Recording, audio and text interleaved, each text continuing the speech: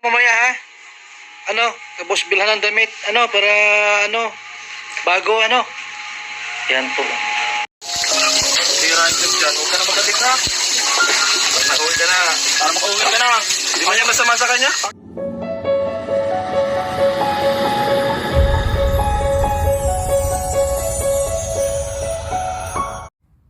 Hello mga kababayan, mga ka-OFW, magandang araw, magandang tanghali, saan man kayong panig ng mundo. Ito na naman, may bago na naman tayong balitang sobrang ganda ng dahil lang sa social media. So pasensya na po kayo at ako'y nandito ngayon sa puno ng aking nectarine at malapit po ako sa highway. So para may iba naman po tayo ng ambience sa labas. Sa labas naman po tayo ng ating kulungan. Yan, sa apat na sulok ng bahay. Okay mga kababayan, so bago ang lahat, huwag po natin kalimutang i-subscribe, i-like at i-share ang Kalingap Rab, Lingap sa Mahihirap, Bal Santos Matubang at ang Kuya Bal Santos Matubang Vlog. At syempre, huwag nyo naman pong kalimutang i-subscribe, i-like ang aking YouTube channel, Joanne Avelarde. Pakipindot po ng ating notification bell para po updated kayo sa mga video ang aking i-upload. So, ito ngayon mga kababayan, ang ating pag-uusapan ay ang mga tao o ang dalawang taong tinulungan ng Lingap sa Mahihirap at ang Kalingap Rab. Okay, sino sila? Sila ay ang mga taong grasa. Nasa tinagal-tagal ng panahon na nasa gilid ng daan, wala pong taong kumalinga. Wala pong taong nag-usisa kung saan sila nagmula at kung sino sila o kung may pamilya bang naghahanap sa kanila. Ngunit dahil dito sa isang taong may pagmamahal at malasakit sa kapwa, nabigyan ng daan para siya'y makita at maibalik sa tunay niyang pamilya.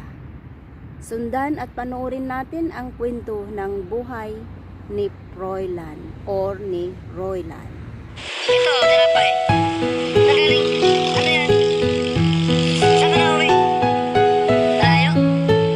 May asawa ka? Wala? Wala? Gusto mo magpagupit? Gusto mo magpagupit po? Gusto mo? Magupit po? Tara sa barbero. Ah. Itago mo yan para mamaya natin. May sirpa ka. Gusto mo magpagupit ako? Ito, ulo. Yung magupit dito. Alisin yung mga mahaba.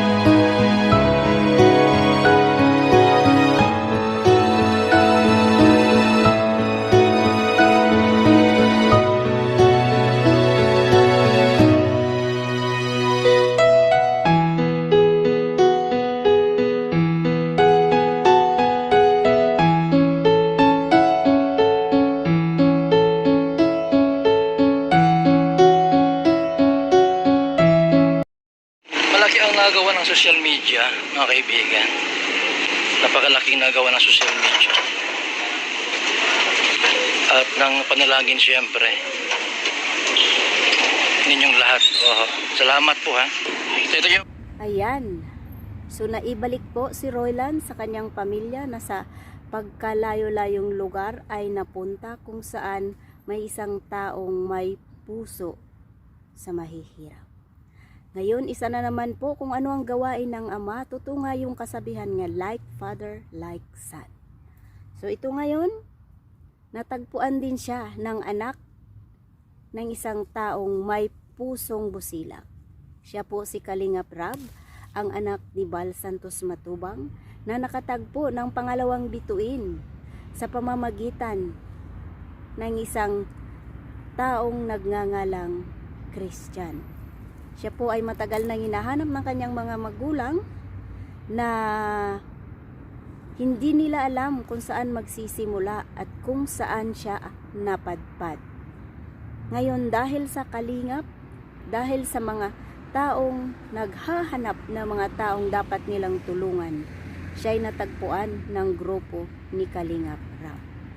Panoorin natin ang buhay ni Christian at ang kanyang pag-uwi sa kanyang pamilya na matagal nang naghahanap sa kanyang anak. Panoorin natin.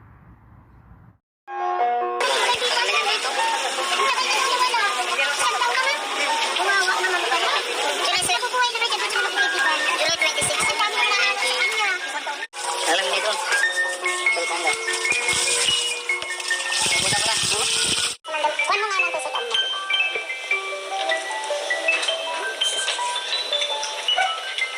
Kailangan.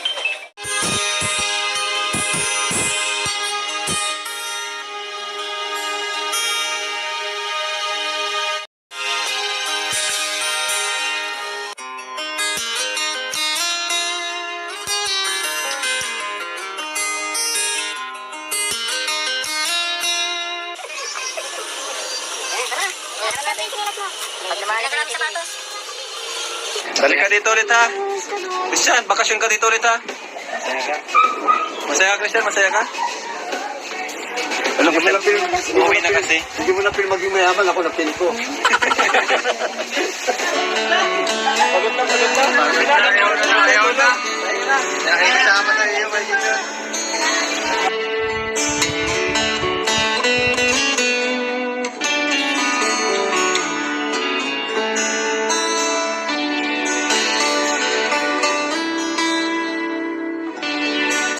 Mga kababayan, ang social media po ay isang napakagandang plataforma para ito'y magsilbing tulay sa mga taong dapat nating tulungan.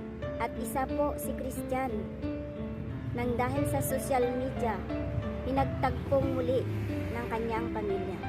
At dahil yan sa isang taong may malasakit sa kanya. Ang social media po ay hindi po lahat isang plataforma na magbibigay sa atin ng aliw. Kundi ito'y isang plataforma rin na magbibigay ng dugtong o tulay sa mga taong nawalay sa atin. Ito po ay isang paraan para matagpuan natin ang mga taong nawalay sa atin sa mahabang panahon. At napakarami pong bagay ang naitulong ng social media sa lipunan natin ngayon. Nararating nila ang mga lugar na hindi nararating ng ating gobyerno. So dahil sa social media, maraming buhay po ang nabago. Isa si Christian, isa si Roylan na bumalik sa kanilang mga pamilya. At sa iisang pamilya lamang po sila'y natagpuan. Ang Kalingap Rab, ang lingap sa mahihirap ni Kuya Bal Santos Matubang. Dahil sa mag-ama, natagpuan ng bawat pamilya ang kanilang mga pamilyang nawala sa kanilang buhay. So marami pong salamat. Sana po'y ating tangkilikin ang social media sa tamang paraan. Maraming pong salamat sa kay Kalingap Rab, Kuya Bal, dahil sila po ang naging tulay upang maibalik ang mga taong nawalay sa kanilang kanya-kanyang pamilya. So, maraming pong salamat. Ito po ang inyong lingkod, Joanne. Ayan, nagsasabing ito po ang aking nectarine.